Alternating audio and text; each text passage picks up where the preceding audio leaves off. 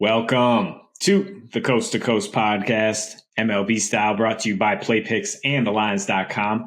I'm your host tonight, Nate Weitzer on the East Coast, flying solo with Mo out there in Omaha in the Central Time Zone. We're bringing you all the games to look at here on a Friday night slate in the MLB. As per usual, we're only targeting those night games so we can get this video out to you with plenty of time to make your wagers. And if you do need a FanDuel or DraftKings account, head to ftpicks.com or dkpicks.com. Make sure you find those listings in your local area, such as what we got tonight. And we're going to do a little bit of a different format with Josh out. I'm going to run through the lines, and then I'm going to quickly do a bit of a lightning round here where I pick a couple games, see what Mo thinks about it, and then we'll go back and forth from there. So starting, we got Padres minus 175 at Pittsburgh, Seattle in a toss-up at Miami, Astros plus 102 at Toronto, the Phillies minus 102 at Mets, Twins plus 115 at Rays, Angels toss-up at the White Sox, Yankees minus 200 at Royals, D-backs plus 160 at Cardinals, Reds toss-up at Rockies, Guardians plus 125 at Oakland, the Tigers huge plus 200 at the Dodgers, and then the Nats also close to plus 200 at the Giants. So I'm going to start from the top here and taking the Mets as we have several times already early in this season. I just think Tyler McGill is legit. The Mets are legit. They're riding quite a wave of momentum early in the season. I think the Phillies are still trying to find how all these pieces fit together in terms of those big offseason bats. And those bats have come alive. But it's against the Rockies pitching staff. It's not against the Mets, who have been just incredible. And Aaron Nola, while he's been better this year, he's attacking the zone at a much higher rate, and that swinging strike rate is down. Still getting a lot of barrels. So I do have concern about if he's going to come at the Mets with that kind of aggression, what they'll be able to do with that many pitches in the zone. I think getting the Mets close to even money at home is worth the wager. Yeah, the Mets, they've been great so far, and Tyler McGill has been awesome. So I definitely had this one in the ballpark of where the line is. Phillies, I think probably fading them is good after they got pretty insanely lucky.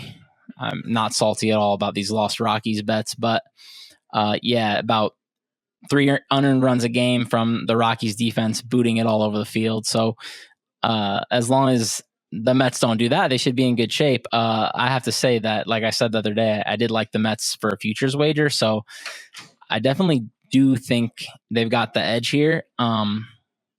Just don't know if it's enough value to bet because it's definitely close here. Nola's very good. He's pitching well. He's pitching about as well as ever. But McGill has been tremendous and missing tons of bats, not walking anybody. He looks great. Yeah, yet another ace it seems the Mets have unearthed, and we'll see if they can hang on to him or keep him healthy. But now looking at the Twins at the Rays, and the Twins now coming off 7 straight wins, all at home against the struggling White Sox and Tigers, though.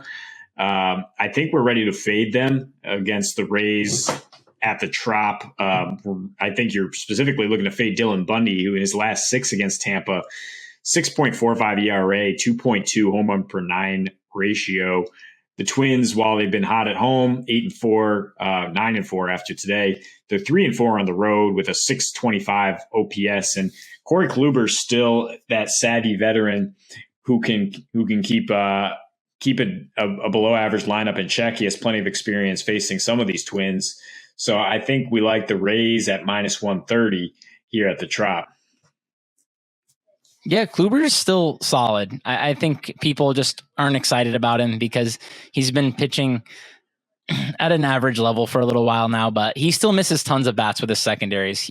He can't get his fastball by anybody anymore, but he still survives well enough to be an average pitcher. And I don't think Dylan Bundy is good at all. So I'm definitely interested in the Rays where they're at. And if the line goes the other way at all, I'm definitely going to be betting the Rays. Right now, it's right on the border for me.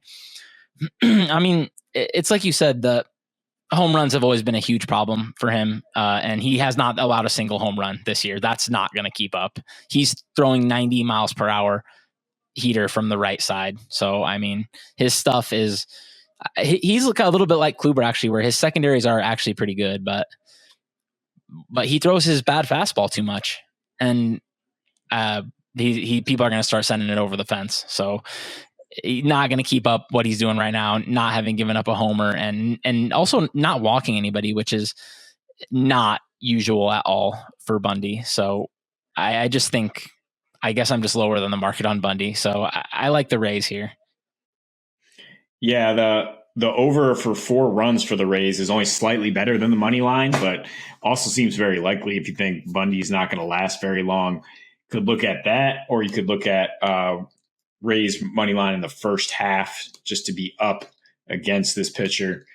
But I don't know. I don't really trust Kluber either. I think I might be looking at some overs early as he continues to fade into the twilight. Speaking of pitchers that are off into the sunset, Madison, Bumgarner, and Adam Wainwright going at it at Busch Stadium. 2 guys with nearly 1,000 starts between them, I think.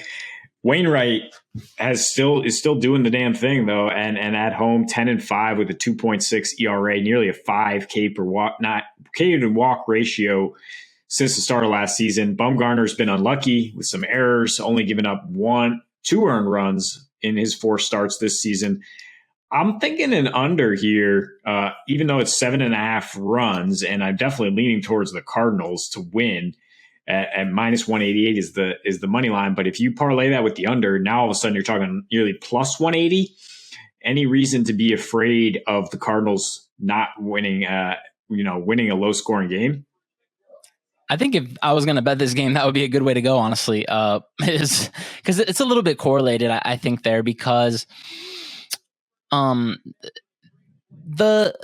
under I do like a little more, honestly, like if I was isolating a bet, just because Bumgarner is throwing 91 again, which is like pretty good for him.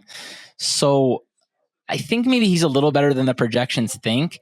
But if it gets to be like a higher scoring game where the bullpens get involved, then it's just kind of anybody's game, especially with kind of how mediocre the Cardinals' pen has been. The closer just got blown up the other day for 4 runs, I want to say. So, yeah, I think under is a little bit correlated with Cardinals. Wainwright's doing well, and we don't obviously have much belief in this Arizona lineup. So if Bumgarner can outpitch his projections, which I think is reasonable when he's throwing a little harder, like when he's thrown 91 in his career, he's been like a 4-ish ERA or better pitcher. And then the last couple of years when he's been sitting 88, 89, 90, it's been pretty poor. So I know his results kind of have not been the best. Well, they've been pretty good so far this year, but not in terms of like fielding independent number, like 5 walks per 9. That's not good, right? So, but I think he can get that in order as long as he keeps throwing hard.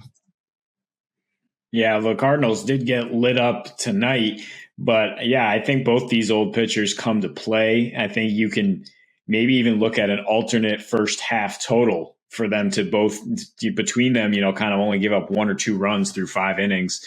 I just think they'll bring out the best in each other, those Hall of Famers. And then we look at 2 guys who are at the front 9 here, or Noah Syndergaard, who knows where he's going, coming back off of Tommy John surgeries, look like a completely different pitcher in terms of, kind of pitching to contact, getting swings outside the zone. And that's how he's gotten a 58% ground ball rate. He's throwing a little bit more of a slider, but the same stuff overall. The White Sox offense has not been as advertised. They have the 4th lowest BABIP, 7th lowest hard contact rate, and those splits are even way worse at home. Their batted ball data is not impressive with a 16% line drive rate, hitting 202 at home. On the other side, you got Lucas Giolito, still a Cy Young candidate, is still throwing absolute flames, but walking 5.6 guys per 9 innings. Angels are 8th in walk rate and 1st in OPS. I don't know where you land on here about this total. It's just 7 runs, but I think we like just the value in this kind of toss-up environment for the Angels to come through and capitalize on Giolito's mistakes. Yeah, I think so. Giolito, interesting for sure so far. Like, I'm not excited to fade him. I've always liked Giolito, and man, 21% swinging strikes. That's obviously completely insane. That's like that's like better than elite closer territory. But yeah, like you said, I feel like he doesn't really have a feel for the baseball right now. I mean, with his command, he's been walking so many guys and just like missing his spots. I do wonder about the under, but it's just so low. But man, I don't know, man. I'm kind of excited about Syndergaard. Like 58% grounders, you add that to what he was already doing, which is missing bats. He's still missing bats. 13% swinging strikes is great. Nobody has connected with a single barrel against him this year. And I just honestly, biggest thing for me is just I want to keep fading this White Sox lineup while the market is giving them credit because they just have so many injuries right now. I just think they're pretty much a shell of themselves. I mean, they're missing 3 of their like top 4 or 5 bats, and I faded them nonstop against the Royals.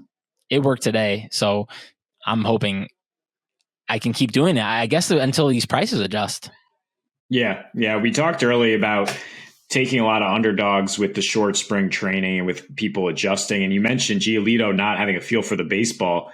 Clearly, he's not alone with everybody complaining about these new baseballs and the randomness and the deadness of some of them. So I don't know if that factors into your long shot pick that here we're closing out with. If you want to swing big, here's what Mo's got for you tonight. Yeah, if you want to be a complete lunatic and fade me or tail me here, you probably should fade me on this one. But I'm going to take the Tigers around plus 200, I think. I just don't think – I know how good the Dodgers are, but I just think with these 2 pitchers, Tyler Alexander, Tyler Anderson, 2 left-handed Tyler A's, I just have them both projected as pretty bad. Anderson not as bad as Alexander, but I just think when you have 2 bad pitchers on the mound in a game like this, and not even in like a good pitcher's park, really, the variance is high, and variance favors a plus 200 underdog, right? And I think if you want to get a little crazy and go for a big payout, parlay Tigers and over probably has some correlation. Because if this game gets to where both of these starters get pulled and these middle relief bullpens get in there, that's going to be more runs and more variance. And yeah, I just think the Dodgers are way too big of a favorite here. And honestly, I kind of want to take lefties against the Dodgers. I think their lineup doesn't rate to be quite as scary against lefties. They hit right-handed pitchers better last year, and they've started out poor against lefties so far this year. Yeah, that's fair. I mean, you can take underdogs early in the season, like we said. I mean, we're a long way from the Dodgers just blowing past everybody in September and getting ready for another postseason run. I'll take the A's for my long shot pick here on the run line, plus 155, because I think Frankie Montas is going to toss a gem against this Guardians lineup that's been overachieving to this point. Now they go out to the spacious Coliseum. Maybe they won't be able to get some of these dead balls to leave the park. I would look at some of Montas's props in terms of being able to go a certain amount of innings, record a certain amount of outs, maybe get over those Ks, and take the A's to win. I mean, they just keep fielding competitive lineups, even though they completely blow up their team. They're 10-9, solid +4 run differential thus far. I think at home they are worth a wager. Yeah, Montas, very good pitcher, and a pitcher a lot of people thought was going to get dealt because he's too good to be on this bad team that's rebuilding, right? But yeah, I definitely have confidence in Montas. I don't have any confidence in their offense. I haven't looked, but I assume the total is very low, but I don't mind this because of actually how bad Aaron Savale has been for Cleveland. He is actually, I want to say he's actually lost some velocity. Double checking now, and yeah, he's down to 90. And he was 91.5 last year, and he's 90.4. He's lost over a mile per hour. It might not be a big deal, but he was already a guy working with like super borderline stuff.